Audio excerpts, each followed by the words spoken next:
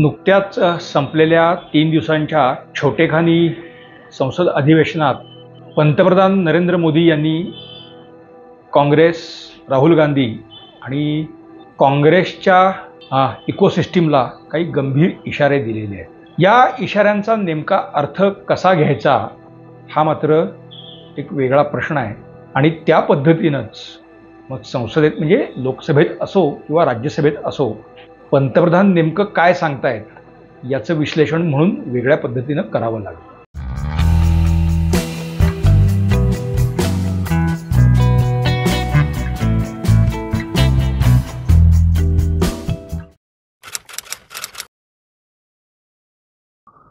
नमस्कार, गोजोस्कोपमध्ये आपल्या सर्वांचं मनापासून स्वागत आहे। नवी लोकसभा अस्तित्वात आलेली आहे आणि सगळ्या नव्या खासदारांचा शपथविधी आणि राष्ट्रपतींच्या अभिभाषणासाठी नुकतंच जे काही छोटेखानी असं संसदेचं अधिवेशन झालं त्यात राष्ट्रपतींच्या अभिभाषणावरती जी चर्चा झाली ती आपण सगळ्यांनी बघितलेलीच आहे। विरोधी पक्षनेते राहुल गांधी यांनी त्यांच्या भाषणामध्ये जो गोंधळ घातलेला आहे म्हणजे ते हिंदूंना हिंसक म्हणणं वगैरे असं सगळं आहे, पण तो एकच मुद्दा नाही। अग्निवीर योजना असेल किंवा लष्कराविषयी ते जे बोलले, पिकांच्या आधारभूत किमतीविषयी जे बोलले, तर असे जे मुद्दे त्यांनी तद्दन खोटारडेपणा केला आणि तो अर्थात माध्यमांनी आणि मुळात लोकसभेतच फ्लोअरवरती तो उघडही केला गेला। राहुल गांधींना तो विषय काय माहिती नसेल किंवा माहिती नव्हता असं काही मानणं हे दुधखुळेपणाचं आहे। तरीही एक आपल्याकडे म्हण आहे ना, रेटून बोल पण खोटं बोल पण रेटून बोल, तर बुद्धिभेद करायसाठी म्हणून त्यांनी हा सगळा खेळ केलेला आहे हे त्या एकूण त्यांच्या भाषणातून दिसतंय। मोदींनी त्याला जे उत्तर दिलेलं आहे ते उत्तर मोठं होतं। त्यात त्यांनी 2-3 कथाही त्या ओघात सांगितलेल्या आहेत। त्यातल्या एका कथेत बोलताना ते जी कथा आहे त्या कथेचा अर्थ कसा घ्यायचा, कारण त्यांनी तो जो सांगितला की एक मुलगा रोज शाळेत जायचा आणि मार खाऊन यायचा, मग ते मार का खाल्ला त्याचं कारण स्पष्ट झाल्यानंतर ती गोष्ट परत सगळ्यांनी ऐकावी, ती मी इथे करत नाही। म्हणजे हा इशारा मोदी नेमका कुणाला देत आहेत हा प्रश्न खरंच विचार करण्यासारखा आहे। कारण मोदींनी त्याची जी कारणं, मुलाने मार खाल्ला त्याची जी कारणं सांगितली, तर तसं वर्तन करणारे आपल्याकडे कोण आहेत, कुठले समाज घटक आहेत? म्हणजे हा केवळ त्या समाज घटकांना इशारा आहे की काँग्रेसच्या आणि एकूणच विरोधी पक्षांच्या इकोसिस्टीमला आहे, तो विचार करावा लागेल। दुसरा मुद्दा त्यांनी जो मांडला तो म्हणजे ते बालकबुद्धी, याच्यावर चर्चा फार झाली, परंतु त्याच एका कथेच्या ओघात त्यांनी बालबुद्धीचे म्हणून अशा सगळ्या गोष्टी आत्तापर्यंत खपवून घेतल्या, परंतु या पुढच्या काळात मात्र अशी कुठलीही गोष्ट खपवून घेतली जाणार नाही आणि बालबुद्धीची म्हणून तिच्यावर पांघरूणही घातलं जाणार नाही हे सांगायला ते विसरले नाहीत। याचा अर्थ थेट राहुल गांधींच्याच अशा कुठल्याही, पण अशा म्हणजे कुठल्या, म्हणजे संसदेत ते फ्लोअरवरती खोटं बोलले तशा स्वरूपाच्या, की पंतप्रधानांचं भाषण सुरू असताना लोकसभेत ज्या पद्धतीनं हुटाहुट झाला त्या पद्धतीच्या, कुठल्या घटनांवर ह्या सहन केल्या जाणार नाहीत। एक म्हणजे आता एक चर्चा आपल्याकडे अशी सुरू आहे की G7 परिषदेसाठी मोदी इटलीला गेले असताना तिथे अगुस्ता वेस्टलँडच्या खटल्यासंदर्भातली काही कागदपत्र म्हणजे तिथल्या न्यायालयाचा निकाल आणि काही कागदपत्र ही इटलीच्या पंतप्रधानांनी आपल्या पंतप्रधानांना दिली आणि पंतप्रधान ते घेऊन भारतात आलेले आहेत, अशी एक चर्चा आपल्याकडे सुरू आहे। अर्थात त्याचं सरकारी पातळीवरती किंवा ज्याला ऑथेंटिफिकेशन लागतं तर तसं अजून सरकार पक्षाकडून झालेलं नाही त्याविषयी, त्यामुळे मी खात्रीशीरपणे तसं आहे की नाही आत्ता तरी म्हणू शकणार नाही, पण आगीशिवाय धूर नसतो एवढं नक्की। नॅशनल हेरॉल्डचं प्रकरण आहेच, ही आपल्याला माहिती असलेली अशी ही 2 प्रकरणं आहेत। पुन्हा न्यायालयात त्यांनी काही ठिकाणी माफी मागितलेली आहे, सगळे मोदी कसे चोर असतात असं विधान करून जो काही गोंधळ झाला तो, किंवा सावरकरांच्यावरून झालेला काही गोंधळ असेल, किंवा अन्यही काही प्रकरणांमध्ये राहुल गांधी आणि काही प्रकरणांमध्ये त्यांच्या माताजी या राज्यसभेच्या खासदार आहेत सोनिया गांधी, तर त्यांच्यावरती ते जामिनावर बाहेर आहेत मुख्य म्हणजे त्यांची ही सगळी प्रकरणं जी आहेत, काँग्रेसचा भ्रष्टाचार आहे तर त्याच्यावरती लिनन्सी दाखवणार नाही असं मोदींना म्हणायचं आहे का? यातलं एक सगळ्यात गंभीर प्रकरण जे आपल्या असं स्मरणात नाही किंवा सहज डोळ्यासमोर येणार नाही, पण ज्याचा उल्लेख कधीमधी होत असतो, तो म्हणजे 2004 मध्ये सोनिया गांधी यांच्या नेतृत्वाखाली काँग्रेस पक्ष सत्तेत आला त्यानंतर जेव्हा हे मायलेक चीनच्या दौऱ्यावर गेलेले होते त्यावेळेला चीनच्या कम्युनिस्ट पक्षाबरोबर यांनी काही करार केलेला आहे आणि अर्थात चीनी म्हणजे ग्लोबल टाइम्स किंवा त्या माध्यमांनीच त्या फोटोसह त्या बातम्या दिलेल्या असल्यामुळे असा करार झालेला असावा हे मानायला पुरेसा वाव आहे. अन्यथा सरकारी माध्यमांनी चीनच्या ते कधी दिलंच नसतं. मग त्या कराराचे काही विषयी ते बोलतायत का, तोही एक प्रश्न आहे. आणि सगळ्यात शेवटी बोलताना त्यांनी एक गोष्ट सांगितली लोकसभेमध्ये की काँग्रेसच्या इकोसिस्टीमला आम्ही त्यांच्याच भाषेत उत्तर देऊ, पण त्याला एक वेगळा कॉन्टेक्स्ट आहे. त्याच वेळेला त्यांनी सर्वोच्च न्यायालयातल्या एका निकालाचा संदर्भही दिला आहे आणि तो भारताच्या अर्थविकासाशी संबंधित असलेल्या एका खटल्यातल्या निकालाचं एक अवतरण त्यांनी उद्धृत केलेलं आहे. मोदी आणि भाजप गेल्या 10 वर्षात सातत्याने एकच गोष्ट सांगतायत, ते म्हणजे आम्ही देशात जातीपातीचं नव्हे तर विकासाच्या राजकारणाची पाळंमुळं रुजवायचा प्रयत्न केला आणि त्यासाठीच आमचं सरकार काम करत आहे. गेल्या 10 वर्षात सरकारने किती विकास केला आणि कोरोनासारख्या काळामध्ये सुद्धा अर्थव्यवस्था आपली स्टेबल राहिली आणि आपण जागतिक क्रमवारीत 5व्या स्थानावरती आता भारताची अर्थव्यवस्था आलेली आहे. तर भारताच्या या अर्थव्यवस्थेला, आर्थिक धोरणांना, सुधारणांना आणि अर्थात त्या सुधारणा होत असताना समाजातही सुधारणा व्हाव्या लागतात, होत असतात.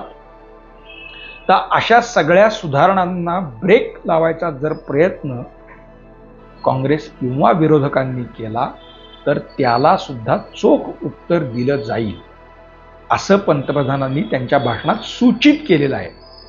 वाक्य वेगळी वेगळी आहेत, वेगळ्या वेगळ्या वेळी ती उच्चारली गेलेली आहेत. त्यामुळे त्याचं जर सुटं आपण विश्लेषण करायला गेलो तर त्याचा कदाचित अर्थ वेगळा लागू शकतो.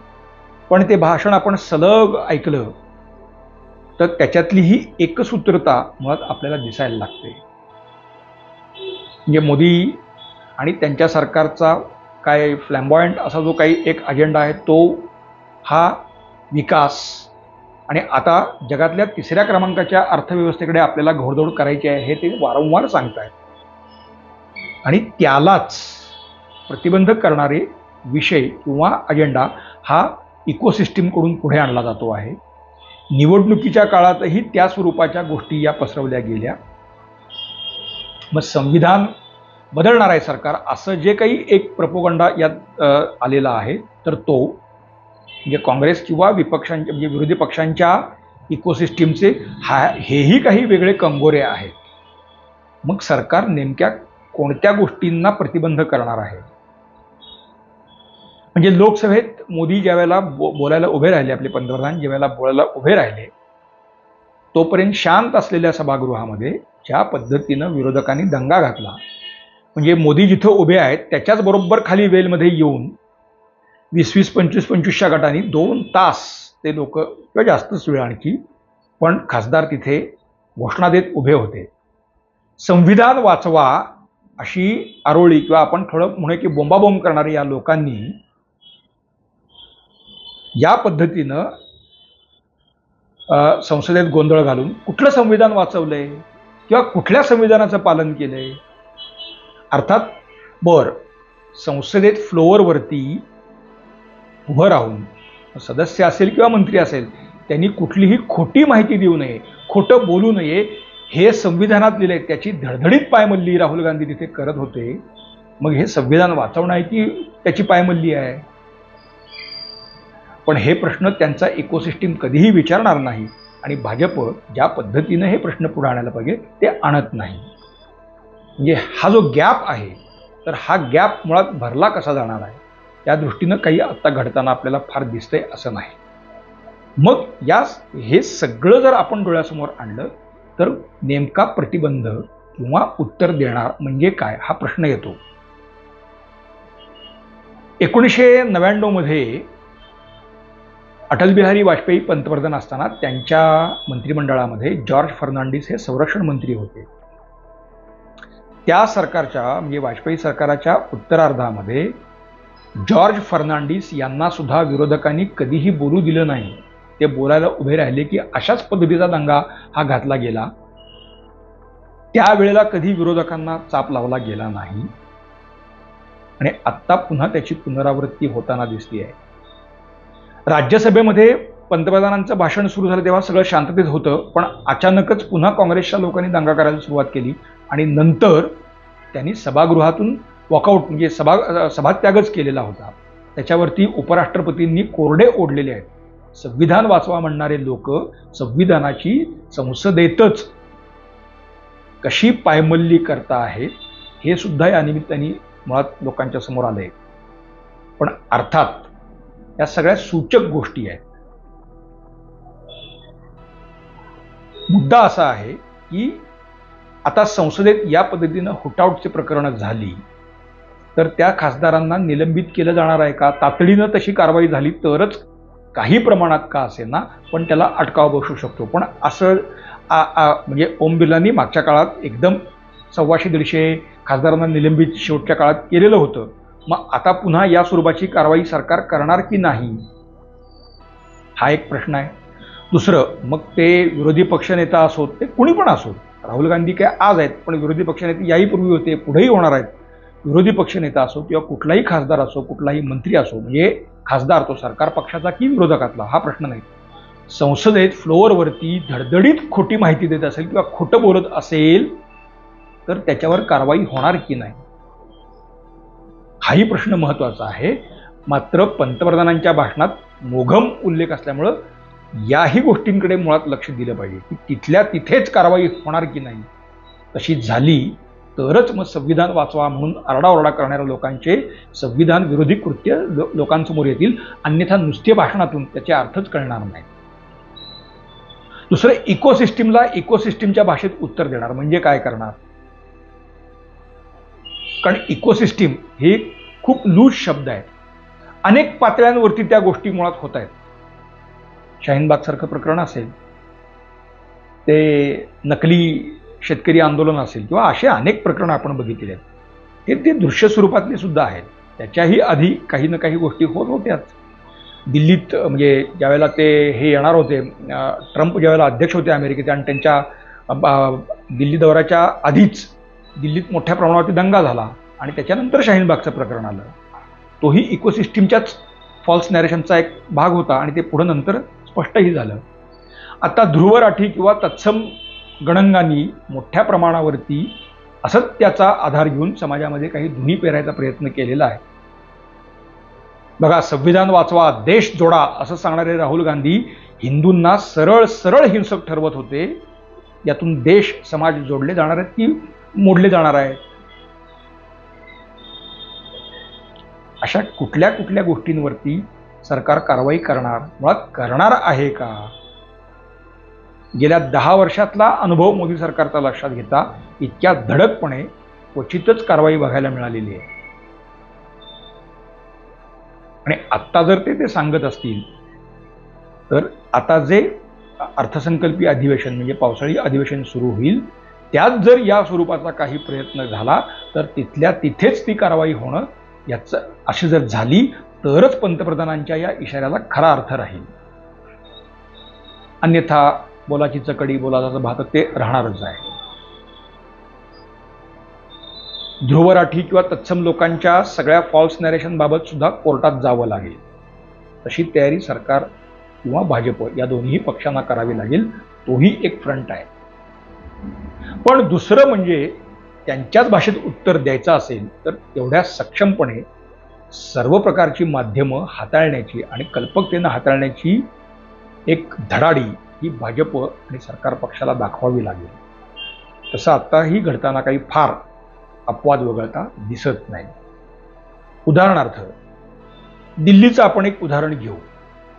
आम आदमी पक्ष आणि अर्थात अखिल ब्रह्मांडातले एकमेव इमानदार केजरीवाल आणि त्यांचे गणंग साथी, दिल्लीत पाणी नाही त्याच्यावरती खरं तर म्हणजे मोदी आम्हाला पाणी देत नाहीत अशा स्वरूपाचा अपप्रचार करायचा प्रयत्न तिथले जलमंत्री असलेल्या आतिशी मार्लेनाच करत होत्या. हा अपप्रचार आहे हे सांगण्यासाठी भाजपनं मोठ्या प्रमाणावरती रस्त्यावर उतरण्याची गरज होती, तसं काहीही दिसलं नाही.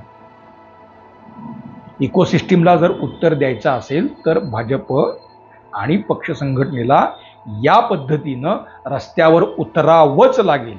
गेल्या 10 वर्षात अपवाद वगळता भाजप पक्ष संघटना अशी रस्त्यावर आलेली आपल्याला फारशी दिसत नाही. मग हा एका परीनं फक्त काय विरोधी पक्ष नव्हे तर भाजपच्या कार्यकर्त्यांनाही मोदींनी हा इशारा दिलाय का, आणि तो भाजप आणि त्यांच्या कार्यकर्त्यांना कळालाय का, हाही एक प्रश्न या निमित्ताने आपल्याला इथे विचारात घ्यावा लागेल. संसदेत म्हणजे राज्यसभेत बोलताना त्यांनी पुन्हा अर्थविकास हा विषय मांडलाच, आणि ते सगळं करत असताना भ्रष्टाचाराला कुठल्याही परिस्थितीत आम्ही पाठीशी घालणार नाही हे सांगताना त्यांनी अर्थात सूचकपणे पण केजरीवाल आणि या सगळ्या कंपूकडं लक्ष वेधलेलं होतं.